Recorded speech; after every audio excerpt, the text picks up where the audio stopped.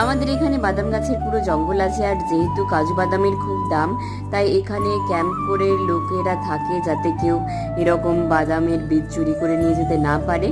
আর সেই কারণে দেখো রাস্তায় ফলগুলো পড়ে আছে, বীজগুলো নিয়ে নিয়েছে ওরা। আর এই যে দেখো এগুলো বাদাম গাছ। আর আমাদের বাড়ি যেহেতু জঙ্গলমহল এলাকায়, আজকে তোমাদের দেখাবো যে মাওবাদীদের সময় এরকম জঙ্গলের মাঝে এই বিল্ডিংগুলো করা হয়েছিল। আর এখানে পুলিশ থাকতো, আর যাতে পুলিশদের এখানে জঙ্গলের মাঝ থেকে মাওবাদীদের গতিবিধি লক্ষ্য করে তাদের ওপর প্রোটেস্ট করার সুবিধা হয় আর কি। আর সেখানে একটা বসার জায়গা ছিল, আর আমরা এখানে বসেছিলাম, একটু গান করছিলাম। আর এখন এই বিল্ডিংগুলো পুরো ফাঁকা, কেউ নেই। পর রাত হয়ে গেলে আমরা এই যে বাড়ির কাছে মাঠে ফিরে চলে আসি। আর কালকে আমি চলে যাবো বলে বোন এই যে দেখো এই রান্নাগুলো করেছিল সকাল থেকে উঠে।